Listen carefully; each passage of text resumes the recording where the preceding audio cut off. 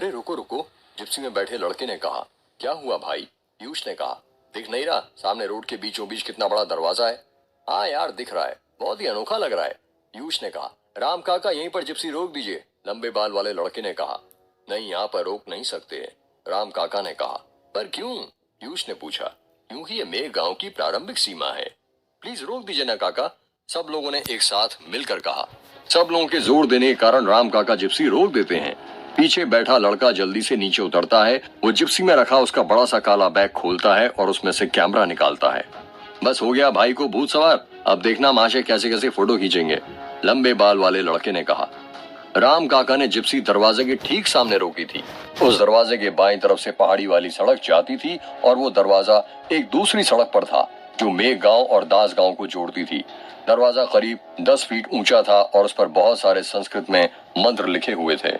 उस दरवाजे पर एक बड़ा सा ताला लगा हुआ था और उसके ऊपर सफेद कपड़ा लपेटा हुआ था।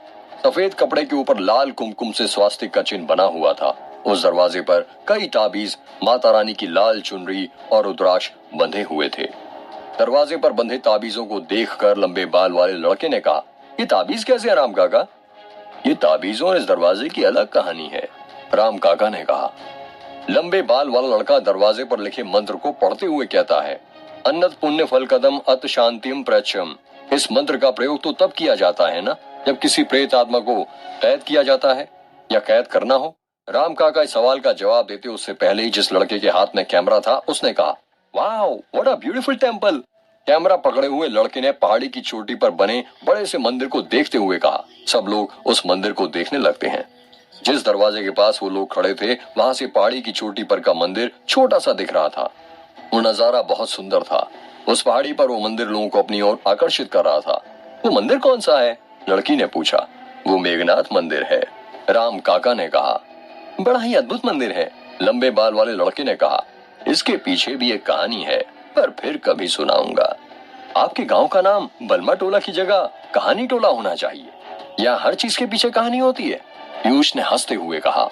अब हमें देर हो रही है, रुद्र हमारा इंतजार कर रहा है, हमें चलना चाहिए, राम काका ने कहा। हाँ सही कहा आपने, उनके साथ वाली लड़की ने कहा। सब लोग जिप्सी में बैठ जाते हैं। राम काका जिप्सी स्टार्ट कर ही रहे थे कि तभी वो देखते हैं उनकी जिप्सी के पीछे के 2 टायर पंचर हो गए हैं। अरे ये कैसे पंचर हो गए? अब जिप्सी यहीं खड़ी थी तो ठीक थी, पीयूष ने कहा। मैंने कहा था ना, हमें यहाँ पर नहीं रुकना चाहिए, ये उसी औरत का प्रकोप है, राम काका ने कहा। सब लोग राम काका की ओर देखने लगते हैं और उन्हें घूरने लगते हैं। अब क्या हमें पैदल जाना पड़ेगा? जिप्सी में बैठी लड़की ने कहा। आप लोग यहीं रोकिए, मैं दास गांव से किसी मैकेनिक को लेकर आता हूँ, राम काका ने कहा। ये सुनकर पीयूष हंसने लगता है और कहता है, मैकेनिक? उसकी क्या जरूरत है, हम हैं तो मैकेनिकल इंजीनियर, पर सिर्फ नाम मात्र के। हम में से इंजीनियरिंग आती किसी को नहीं है। पीयूष की बात सुनकर सब लोग हंसने लग जाते हैं। हाँ राम काका सही कहा पीयूष ने, पर ये इंजीनियरिंग कमाल की चीज है। आपको इंजीनियरिंग भले ही ना सिखाए, पर ये जिंदगी जीने का तरीका सिखा देती है, लंबे बाल वाले लड़के ने कहा। आप सभी जिप्सी में ही बैठे रहना, कभी कोई बाहर मत निकलना, मैं बस थोड़ी देर में किसी को मदद के लिए लेकर आता हूँ। इतना कहकर राम काका जिप्सी से उतरते हैं और दास गांव की ओर जाने लगते हैं। अरे तुम्हें राम काका अजीब नहीं लगते कुछ? जिप्सी में बैठी लड़की ने कहा। सिर्फ राम काका नहीं, मुझे तो पूरा गांव ही अजीब लगता है। सुना नहीं तुमने कैसी कैसी छुड़ाने वाली कहानियां सुनाते हैं? पीयूष ने कहा। हाँ यार सही कहा, लड़की ने कहा। पता नहीं रुद्र यहाँ कैसे रहता है, पीयूष ने कहा। हाँ भाई मैं भी यही सोच रहा था, गले में कैमरा टांगे हुए लड़के ने कहा। पीयूष जिप्सी से नीचे उतरने लगा, तभी लंबे बाल वाला लड़का पीयूष का मजाक उड़ाते हुए कहता है, अरे नीचे क्यों उतर रहा है, जल्दी से ऊपर आ जा वरना वो चुड़ैल आ जाएगी। ये बात सुनकर सभी लोग हंसने लगते हैं। गले में कैमरा टंगा हुआ लड़का जिप्सी से नीचे उतरता है और बंद दरवाजे के पास जाकर चुपचाप खड़ा हो जाता है। वो लड़का उस दरवाजे को करीब 5 मिनट से घूरे जा रहा था। उसे उसके दोस्तों ने वहां पर ऐसे चुपचाप खड़ा देखा, उन्हें बहुत अजीब लगा। अरे ओ वहां पर खड़ा होकर किसे घूर रहा है, लंबे बाल वाले लड़के ने पूछा। घूर नहीं रहा हूँ, सोच रहा हूँ। क्या सोच रहा है, पीयूष ने पूछा। यही कि इस दरवाजे के पीछे पता नहीं क्या होगा, हो सकता है कोई खजाना हो। खजाने का तो पता नहीं, पर सुना एक औरत की आत्मा जरूर भटक रही है, पीयूष ने हंसते हुए कहा। पीयूष की बात सुनकर सभी लोग हंसने लगते हैं। पर पता नहीं यार क्यों बंद करके रखा है इस गांव को, मैं तो अपनी जिंदगी में पहली बार ऐसा देख रही हूँ जहाँ पर किसी गांव को बंद करने के लिए ऐसे बीचों बीच इतना बड़ा दरवाजा बनाया गया हो और ऊपर से इतने सारे ताबीज भी बांध दी गए हों। लड़की ने कहा। वो लोग आपस में बातें कर ही रहे थे कि तभी वहाँ पर राम काका अपने साथ दास गांव के एक मैकेनिक को लेकर आ जाते हैं। वो मैकेनिक जिप्सी का टायर निकालता है और उसका पंचर बनाने लगता है। आधे घंटे में वो पंचर बना देता है और टायर जिप्सी में लगा देता है। जिप्सी ठीक होने के बाद वो लोग पहाड़ी वाली सड़क के बलमा टोला जाने के लिए निकल पड़ते हैं। रुद्र सीढ़ियों पर चढ़कर गार्डन में अपनी शादी के मंडप का पर्दा लगा रहा था, तभी उसे जिप्सी के रुकने की आवाज सुनाई दी। जिप्सी की आवाज सुनकर वो सीढ़ियों पर से नीचे उतर जाता है। राम काका रुद्र के दोस्तों के साथ हवेली पहुंच गए थे। अरे तुम लोग आ गए? रुद्र ने अपने दोस्तों को देखते हुए कहा। क्यों, तुझे क्या लगा था हम लोग भटक जाएंगे? पीयूष ने इतना कहकर रुद्र को गले लगा लिया। रुद्र अपने साथी दोस्तों से बारी बारी गले मिल ही रहा था, तभी रुद्र की माँ अपनी देवरानी आयशा और आयशा के पति संतोष के साथ वहाँ पर आ जाती है। रुद्र की माँ की उम्र करीब 50 वर्ष है। विधवा होने के कारण वो अपनी मांग में सिंदूर नहीं लगाती हैं और बिल्कुल भी गहने नहीं पहनती, पर हाँ सफेद साड़ी पहनने की जगह सिंपल हर रंग की साड़ी पहना करती हैं। रुद्र एक एक करके अपने दोस्तों को अपनी माँ, चाची और चाचाई से मिलाने लगता है। रुद्र ने अपने एक मोटे से दोस्त की ओर उंगली करते हुए कहा, जिसकी हाइट करीब 6 फुट है। माँ इससे मिलिए, इसका नाम पीयूष है और खाने के सिवाय से कुछ नहीं आता है। देखिए इसकी तोंद कितनी बाहर निकली है। नहीं बेटा, ऐसे किसी का मजाक नहीं उड़ाते, रुद्र की माँ ने कहा। अब माँ इससे मिलिए। रुद्र ने एक दुबले पतले गेहुए रंग के लड़के, जिसके बाल लंबे लंबे थे, जो उसकी गर्दन तक आते थे, उसकी ओर उंगली करते हुए कहा। इसका नाम अर्जुन है और ये बहुत बड़ा पत्रकार है टाइम्स हिंदुस्तान में। इसके नाम के बड़े बड़े कॉलम छपते हैं और सुना है बहुत जल्दी किताब भी लिखने वाला है। नमस्ते आंटी जी, अर्जुन ने रुद्र की माँ के पैर पड़ते हुए कहा।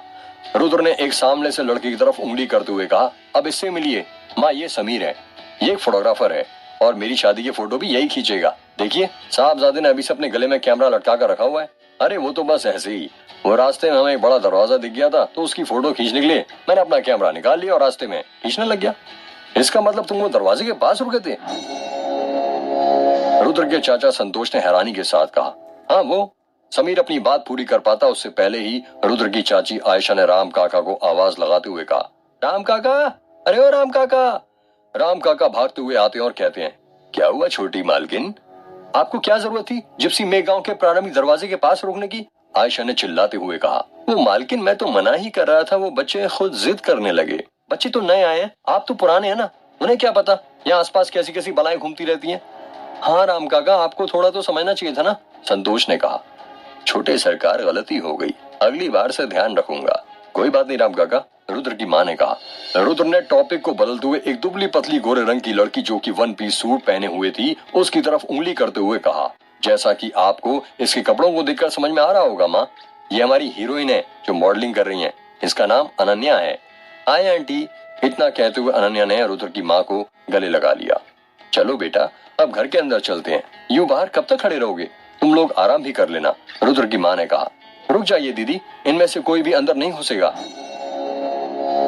आयशा ने कहा। क्या हुआ आयशा? रुद्र की माँ ने कहा। आपको दिख नहीं रहा, ये बाहर से आए हैं, पता नहीं बाहर की कौन सी बला लेकर आए हैं, आयशा ने कहा। रुद्र के सभी दोस्त आयशा को घूरने लगते हैं और सोचने लगते हैं कि रुद्र की चाची का कहने का मतलब क्या है। स्वाति, जरा अंदर से एक बाल्टी पानी तो लाना, आयशा ने अपनी बेटी को आवाज लगाते हुए कहा। कुछ ही देर बाद स्वाति घर के अंदर से एक बाल्टी लेकर आती है जिसमें लोटा और पानी था। स्वाति की उम्र करीब 16 वर्ष है और वो आयशा की इकलौती बेटी है। ये लो माँ, स्वाति ने पानी की बाल्टी अपनी माँ आयशा को देते हुए कहा। अरे मुझे क्या देती है, दिख नहीं रहा ये लोग बाहर से आए हैं, इन्हें दे। आप सभी लोग यहीं पर अपने चप्पल जूते निकालिए और हाथ पैर धोकर ही घर के अंदर जाना। पर ऐसा क्यों? अनन्या ने मुंह बनाते हुए कहा। ऐसा इसलिए किया जाता है क्योंकि ऐसी मान्यता है, यदि आप कहीं बाहर से आए हैं तो आपको हाथ पैर पानी से धोकर ही घर के अंदर जाना चाहिए, जिससे यदि बुरी शक्तियां आपके साथ हो तो वो घर के बाहर ही रह जाएंगी, अर्जुन ने कहा। क्या बात कर रहा है अर्जुन, समीर ने कहा। वो सही कह रहा है, रुद्र के चाचा संतोष ने कहा।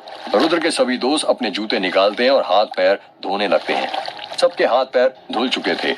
चलो बच्चों अब जल्दी से घर के अंदर चलो, तुम लोग थक गए होगे ना और भूख भी लगी होगी, रुद्र की माँ ने कहा।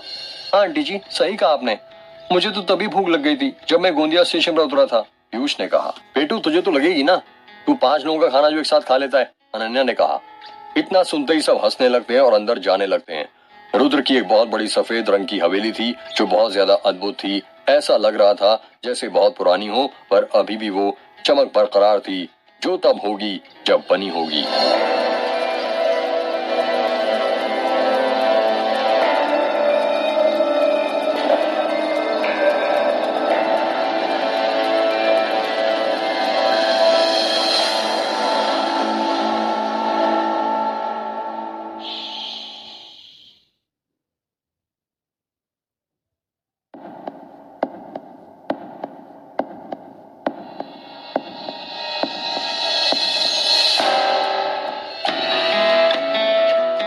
रुद्र के सभी दोस्त हवेली के अंदर घुसे ही थे कि घर के अंदर बैठा जर्मन शेफर्ड कुत्ता उन पर जोर जोर से भौंकने लगता है।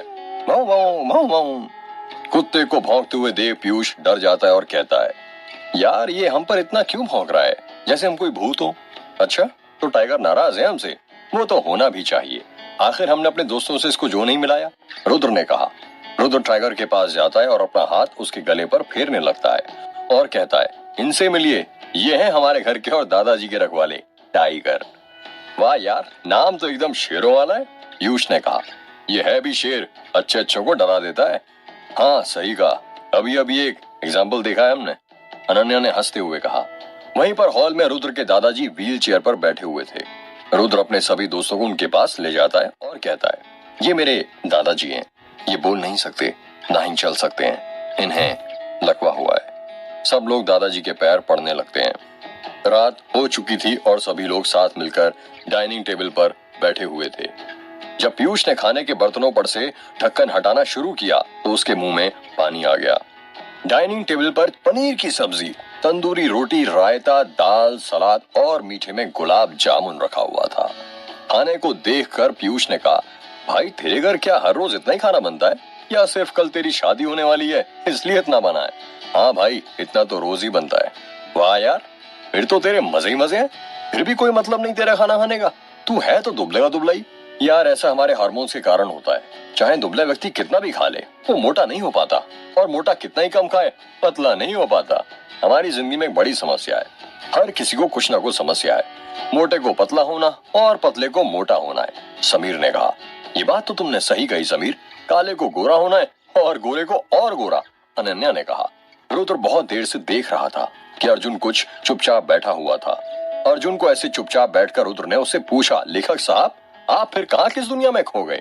कुछ नहीं रुद्र, मैं बस ये सोच रहा था कि कल तेरी शादी होने वाली है और तेरे घर में हमारे सिवा कोई और मेहमान क्यों नहीं दिख रहा। तो बात यह है कि मेरी शादी जल्दी जल्दी में हो रही है, इस वजह से हमने ज्यादा लोगों को नहीं बुलाया है, और हमारे जो रिश्तेदार है ना वो यहीं पर बलमा टोला और दास गांव में रहते हैं। जब कल शाम को शादी होगी तो वो लोग आ जाएंगे। अच्छा बढ़िया है, अर्जुन ने कहा। समीर ने रुद्र की हवेली को देखते हुए कहा, वैसे रुद्र तूने कभी बताया नहीं यार कि तेरी इतनी बड़ी हवेली है। यार कैसे बताता, कॉलेज में कभी मौका ही नहीं मिला। मौका मिलता भी कैसे, तुझे कभी तन्वी से फुर्सत ही नहीं मिली। इतना कहकर पीयूष जोर जोर से हंसने लगता है। ये सुनकर रुद्र का चेहरा उतर जाता है। एक पीयूष को छोड़कर बाकी सब चुप थे। कुछ देर बाद समीर ने रुद्र से पूछा, वैसे तन्वी को पता है क्या तू शादी कर रहा है? रुद्र थोड़ी देर रुककर कहता है, हाँ उसे पता है। अनन्या पानी पी रही थी, जब उसने सुना कि रुद्र ने तन्वी को भी इनवाइट किया है तो वो चौंक जाती है और उसके मुंह के अंदर का सारा पानी बाहर गिर जाता है। क्या बात कर रहा है, तूने तन्वी को भी बुलाया? अनन्या ने चौंकते हुए कहा। हाँ तो इसमें हर्ज क्या है? रुद्र ने कहा, वो कोई तेरी सिर्फ दोस्त नहीं है, तेरी एक्स गर्लफ्रेंड रह चुकी है, और तू क्या उसे ऐदिल मुश्किल का रणवीर समझता है जो तेरी शादी में आकर चन्ना मेरे मेरा गाएगी? अनन्या ने कहा, अब वही तो देखना है, यदि सच्चा प्यार किया होगा तो आएगी, अगर नहीं तो कभी नहीं आएगी। वैसे भी मुझे लगता है वो नहीं आएगी, रुद्र ने कहा। हाँ रुद्र तू सही कह रहा है, अगर उसे आना होता तो अब तक आ जाती। वैसे भी रात के 9 बज गए, अब वो नहीं आने वाली, और कल तो वैसे ही तेरी शादी है, अर्जुन ने कहा। वैसे कुछ भी बोलो, लड़की अच्छी थी यार, समीर ने कहा। हाँ यार बहुत अच्छी थी, पता नहीं क्या जादू था उसमें। तुम्हें याद है पूरे कॉलेज के लड़के उसके पीछे पड़े थे, अनन्या ने कहा। हाँ सही कहा, और उनमें से एक मैं भी था। पर वो किसके पीछे थी? इस बोंदू रुद्र के, पीयूष ने कहा। पीयूष की बातें सुनकर सब लोग हंसने लगते हैं। यार मेरी एक बात समझ में नहीं आई, कॉलेज में तो तुम्हारा सब कुछ ठीक ठाक चल रहा था, सब लोग तुम्हारी जोड़ी की मिसाल देते थे, फिर फाइनल ईयर में ऐसा क्या हुआ कि तुम दोनों अलग हो गए, और इतने कि पूरे साल एक दूसरे से बात तक नहीं की, यहाँ तक कि एक दूसरे का चेहरा भी देखना पसंद नहीं करते थे? अचानक ऐसा क्या हो गया था? अनन्या ने पूछा। कुछ बातों को यदि राज ही रहने दो तो ठीक रहता है, वरना यदि वो राज खुल जाते हैं तो सबको तकलीफ देने लगते हैं। इसलिए भला इसी में है कि उन बातों को राज ही रहने दो। और वैसे भी मेरी जिंदगी कोई किताब नहीं है जो हर कोई जब चाहे तब पढ़ सकता है। ओ दूल्हे राजा, बातों घुमा मत। ये बता तुम्हारा ब्रेकअप क्यों हुआ था? समीर ने पूछा। समीर देख भाई, ऐसा है, मैं पुरानी बातों को याद करके उस पर रोना नहीं चाहता। अब उस वक्त के बारे में सोचकर मैं अपना समय बर्बाद नहीं करना चाहता यार, क्योंकि मुझे पता है अब वो वक्त लौटकर कभी वापस नहीं आ सकता, ना ही मैं उस वक्त को बदल सकता हूँ। इसलिए उन बातों को भूल जाए तो उसी में सबकी भलाई होती है। पीयूष ने टॉपिक को बदलते हुए कहा। वैसे राम काका कहाँ चले गए, दिख नहीं रहे? वो हवेली के बाहर गार्डन है ना, उसी के पास उनका घर है। रात में वो वहां पर ही रहते हैं। यार बाहर क्यों, अंदर क्यों नहीं? इतनी बड़ी हवेली है, कहीं भी रह सकते हैं आराम से। ये तो मुझे नहीं पता, पर शायद रखवाली के लिए। तुझे पता है मेरे राम काका बड़े एंटीक इंसान है, इन्हें तो कोई राइटर होना चाहिए था। बड़ी मनगढ़ंत कहानियां सुनाते हैं।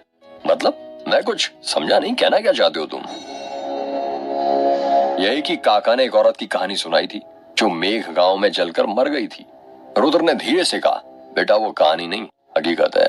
पीयूष ने डरते हुए धीरे धीरे कहा, इसका मतलब उसकी आत्मा सही में यहाँ पर भटक रही है? हाँ भाई, और जो लोग उसका मजाक उड़ाते हैं ना, वो उसी के शरीर में प्रवेश करती है। अगला नंबर तेरा है। रुद्र की बातें सुनकर अनन्या हंसने लगती है और कहती है, बस रुद्र, और कितना डराएगा इसे? दिख नहीं रहा इसकी हवा टाइट हो गई है? यार ऐसे मजाक मत किया कर प्लीज, पीयूष ने हाथ जोड़ते हुए कहा। रुद्र कुछ कहता उससे पहले ही समीर ने कहा, अब यार पेट पूजा तो हो गई, ये बता सोने का इंतजाम कहाँ किया है? मुझे तो बहुत तेज नींद आ रही है। यार इतनी बड़ी हवेली है मेरी, जहां मन करे वहां सो जाना। वैसे मैं सोच रहा था आज हम सब लोग एक साथ यही हॉल में सोते हैं, रुद्र ने कहा। हाँ अच्छा आइडिया है, कुछ और बात भी हो जाएगी, पूरे 4 साल बाद जो मिल रहे हैं। अर्जुन ने कहा। हाँ यार पता नहीं चल रहा 4 साल कैसे गुजर गए। कॉलेज के निकल जाने के बाद तो सभी अपनी अपनी दुनिया में खो गए थे, पर अच्छा हुआ रुद्र की शादी तय हो गई और हमें फिर से मिलने का मौका मिल गया। एक काम कर रुद्र, तू ना हर साल शादियां किया कर, ऐसे में हमें हर साल मिलने का मौका मिल जाया करेगा। अनन्या ने हंसते हुए कहा। पहले एक शादी तो हो जाए, आराम से बाकी इसके बाद कर लूंगा, रुद्र ने हंसते हुए कहा। रात हो चुकी थी और सभी लोग सो रहे थे। अनन्या सोफे पर सो रही थी और बाकी सब लोग लड़के नीचे सो रहे थे। तभी पीयूष की नींद खुलती है और वो हवेली में लगी पेंडुलम घड़ी की ओर देखता है। उसमें 12 बजने में 1 मिनट कम था। जैसे ही 12 बजते हैं, एक एक करके टन टन टन 12 घंटे बजने की आवाज सुनाई देने लगती है। थोड़ी ही देर बाद उसे पायल बजने की आवाज सुनाई देती है। पीयूष को लगता है ये उसका वहम है, पर फिर थोड़ी देर बाद उसे किसी की पायल बजने की आवाज सुनाई देती है। पायल की आवाज अब ऐसे आ रही थी जैसे कोई लड़की पायल पहनकर भाग रही हो। छन छन छन छन। पीयूष को डर लगने लगता है। उसके बगल में ही समीर सो रहा था। वो समीर को अपना हाथ मारकर उठाता है। समीर, समीर उठ, उठ, समीर उठ। क्या हुआ मोटे? समीर ने नींद में ही कहा। वो किसी लड़के की पायल बजने की आवाज आ रही है। पीयूष ने डरते हुए कहा। तो मैं क्या करूं? भाई तू उठकर जरा देख लेना, मुझे बहुत डर लग रहा है। यार तू भी ना बहुत डरता है। समीर उठ जाता है और पीयूष को अपनी बाहों में भरते हुए प्यार से कहता है, क्या हुआ मेरे बाबू को डर लग रहा है? इतना कहकर समीर जोर जोर से हंसने लगता है। तभी कोई जोर जोर से दरवाजा पीटने लग जाता है। खट खट खट खट खट। यह आवाज सुनकर समीर और पीयूष डर जाते हैं। वो दोनों डर डर कर बाकी सबको उठा लेते हैं। बस रुद्र अभी भी सो रहा था। हल्ले की आवाज सुनकर रुद्र सोते हुए ही कहता है, क्या हुआ यार, इतनी रात को क्यों हल्ला कर रहे हो? वो कोई दरवाजा खटखटा रहा है, पीयूष ने डरते हुए कहा। क्या? रुद्र ने चौंकते हुए अपनी आंखें खोली और अपनी जगह पर खड़ा हो गया। हल्ले की आवाज सुनकर रुद्र की माँ आयशा, संतोष और श्वेता नीचे आ जाते हैं। क्या हुआ रुद्र, ये हल्ला किस बात का हो रहा है? रुद्र की माँ ने कहा। वो माँ कोई दरवाजा खटखटा रहा है। क्या, इतनी रात को? आयशा ने चौंक कर कहा। अनन्या कहती, यार आप सब लोग तो ऐसे डरे हो जैसे दरवाजे के पास कोई चुड़ैल खड़ी हो। रुको मैं देखती हूँ कौन है। तभी आयशा अनन्या की बात को बीच में ही काटते हुए कहती है, नहीं अनन्या, चुप हो जाओ, गलती से भी उसे आवाज मत देना वरना अनर्थ हो जाएगा। क्या? अनन्या ने चौंकते हुए कहा। हाँ अनन्या, बुरी शक्तियों से कभी पूछना नहीं चाहिए कि कौन है, वरना वो घर के अंदर प्रवेश कर लेती है। अर्जुन ने कहा। ये कैसी बात कर रहे हो अर्जुन, तुमने किताबें नहीं पढ़ी हैं? क्या तंत्र शास्त्र की किताब का ये पहला नियम है? अर्जुन ने कहा। तुम्हें नहीं पता अनन्या इस गांव के बारे में यहाँ क्या क्या होता है? आयशा ने कहा।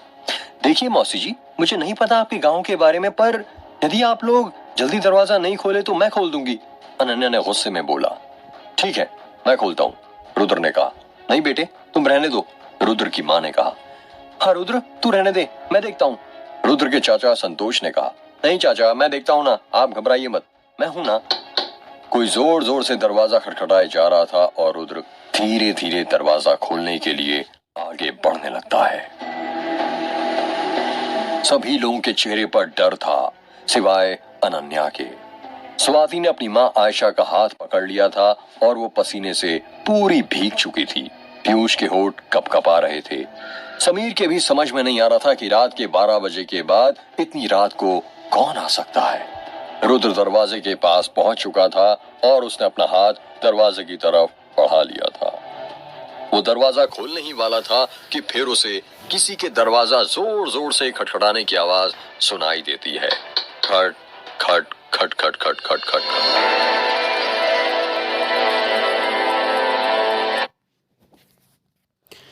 आगे की ये स्टोरी सुनने के लिए सब्सक्राइब कर लो। फिर मिलते हैं कल नेक्स्ट स्टोरी में।